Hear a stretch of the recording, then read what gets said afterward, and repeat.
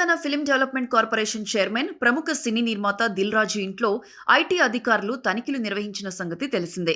దీంతో ఇప్పుడు ఈ అంశం తెలుగు సినీ పరిశ్రమలో హాట్ టాపిక్ గా మారింది. అసలు ఉన్నట్టుండి ఎందుకు ఈ రైట్స్ అంటే కారణం లేకపోలేదు. సినీ పరిశ్రమలో ఒక ట్రెండ్ ఎప్పటినుంచో కొనసాగుతోంది. కానీ ఇప్పుడు అది శృతి మించి ఎక్స్ట్రీమ్ లెవెల్ కు వెళ్లిపోయింది. అదే ఫేక్ కలెక్షన్. సినీ పరిశ్రమకు సంబంధించి ప్రస్తుతం జరుగుతున్న అతిపెద్ద చర్చ ఫేక్ కలెక్షన్స్.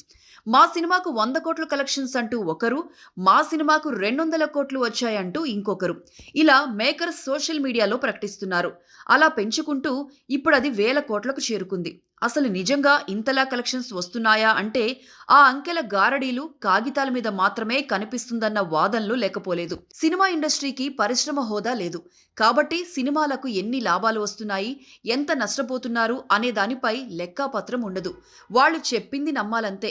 ఆ లెక్కలు వాస్తవమా కాదా, నిజంగానే వాళ్ళు చెప్పిన అంకెలకు సరిపడా ట్యాక్సులు కడుతున్నారా లేదా అనేది ఎవరికీ తెలీదు. ఎందుకంటే ఇండస్ట్రీలో చాలా వరకు లావాదేవీలు బ్లాక్లోనే జరుగుతుంటాయి. ఫైనాన్షియర్ల నుంచి ఎక్కువ మొత్తానికి వడ్డీలకు తెచ్చి సినిమా పూర్తి చేసిన వెంటనే చెల్లించేస్తుంటారు. వీటన్నింటికీ లెక్కలుండవు. దీంతో ఈ ఐటీ రైట్స్ ద్వారా అలాంటి లెక్కలు బయటకు వచ్చే అవకాశం ఉంది. భారీ వసూళ్లు రాబట్టాయని చిత్ర యూనిట్లే ప్రకటించాయి.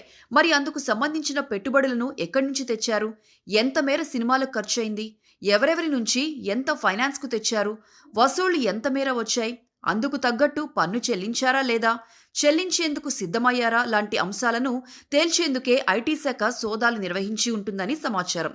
ఐటీ సోదాలు ఎప్పుడూ ఆర్థిక లావాదేవీల్లోని అవకతవకలపైనే ఉంటాయి. తెలుగు సినీ పరిశ్రమకు ప్రపంచంలోనే ప్రత్యేక గుర్తింపు ఉంది. దేశంలో అత్యధిక సినిమాలు తీస్తున్న ఇండస్ట్రీ మనదే. ఇటీవలి కాలంలో టాలీవుడ్ ఇండస్ట్రీ ప్రపంచవ్యాప్తంగా గుర్తింపు తెచ్చుకుంది. పలు దేశాల్లో మన సినిమాలు రికార్డులు సృష్టిస్తున్నాయి. భారీ వసూళ్లు రాబడుతున్నాయి. దీంతో అందరి కళ్ళు టాలీవుడ్ పైనే పడ్డాయి.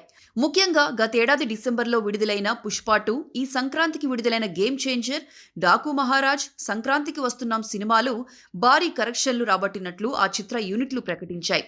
దీంతో గేమ్ చేంజర్, సంక్రాంతికి వస్తున్నాం సినిమాల నిర్మాత దిల్ రాజు నివాసం కార్యాలయంలో వారు సోదాలు నిర్వహించారు. 4 రోజుల ఐటీ సోదాల్లో దిల్ రాజుకు సంబంధించిన పలు కీలక సమాచారాన్ని ఐటీ అధికారులు గుర్తించినట్టు సమాచారం. ఆయన ఇంట్లో కీలక పత్రాలను స్వాధీనం చేసుకున్నారు.